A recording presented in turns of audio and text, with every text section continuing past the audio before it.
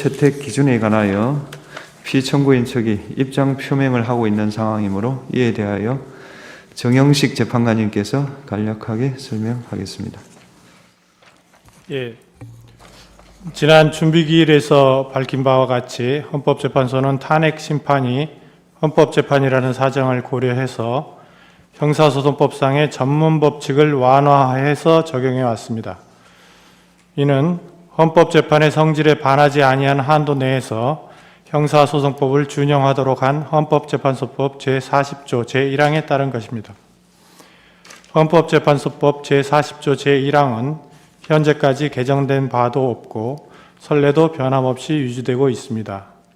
이러한 선례의 기준은 개정 형사소송법이 시행된 이후에도 2023 헌나 1 결정, 행정안전부 장관 이상민 탄핵, 그리고 2023 헌나 2 결정, 검사 안동환 탄핵 등에서 일관되게 적용되어 왔습니다. 이 사건의 경우에도 전문법칙의 완화 적용에 관하여 이러한 모든 사정을 종합하여 재판부의 평의를 거쳤음을 알려드립니다. 예, 증거 관련해서 청구인 측이 갑제 49호증 1부터 갑제 61호증 1, 2 제출을 하셨고요. 그 중에서 갑제 51호증 1, 2, 갑제 52호증은 피청구인 측이 제출한 을 145증 1 내지 142의 2가 각 진술조서 녹취록의 일부분을 발췌한 것이기에 전체를 증거로 제출한다는 취지로 보입니다. 그렇다면은 양측이 모두 증거 동의하는 것으로 봐도 되겠습니까? 네, 저희는 그렇습니다. 네, 그렇다면 어떻습니까? 가포증에 대해서 저희들 전체 부동의합니다. 아, 그렇습니까? 그러면 가포증은 좀 이따 검토하기로 하고요. 을 140호증의 1 내지 을 142의 2는 증거로 채택하겠습니다. 그 다음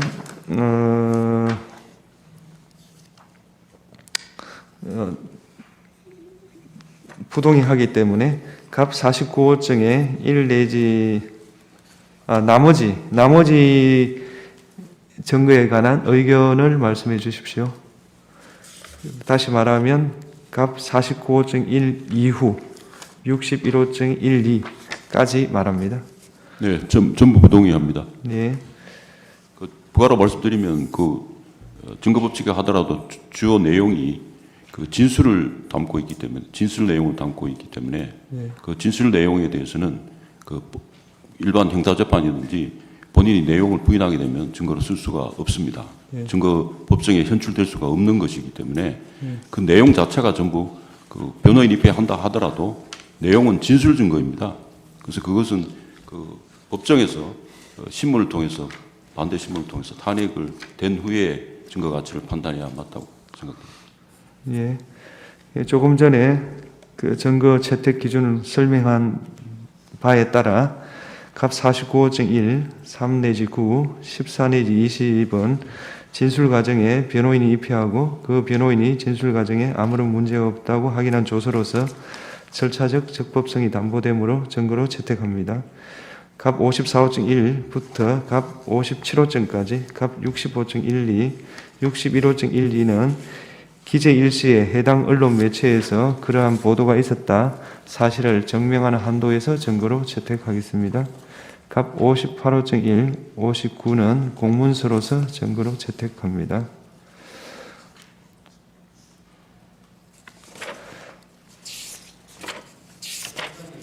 네. 네, 하십시오. 네, 전문법칙 관련해서 헌법재판소법 제40조 규정에 헌법재판의 성질에 반하지 않는 범위 내에서 형사소송법을 준용할 수 있다고 말씀을 하셨습니다. 그런데 그 규정에 따라서 전문법칙을 완화한다고 말씀하셨다면 전문법칙이 그럼 헌법재판의 성질에 반한다는 말씀이신지 여쭤보고 싶고요. 이 헌법재판은 특히 대통령의 탄핵 심판은 단심입니다. 그리고 그 결과가 파면밖에 없습니다. 오히려 전문 법칙이 더 강화돼서 적용돼야 되는 것이 아닌가 하는 생각이 들어서 말씀을 드립니다. 우리 윤 변호사님께서 말씀하신 내용에 관해서 추가 보충 의견을 말씀드리겠습니다. 헌법재판의 성질에 반하지 않는 범위 내에서라는 그 해석과 관련하여서 일반 민사소송이나 행정소송에서 개별 사건의 경우에 소의 이익이 없어서 각하되어야 되지만 어떤 헌법적으로 중요한 이슈가 있을 때에는 그것에도 불구하고 헌법적 가치를 수호하기 위해서 또 중요한 어떤 지침을 헌법재판소가 결정하기 위해서 일반 행정소송이나 민사소송의 어떤 법리에도 불구하고 헌법재판의 성질에 반하지 않는 범위 내에서만 준용하기 때문에 그럼에도 불구하고 헌법적인 판단을 내리겠다.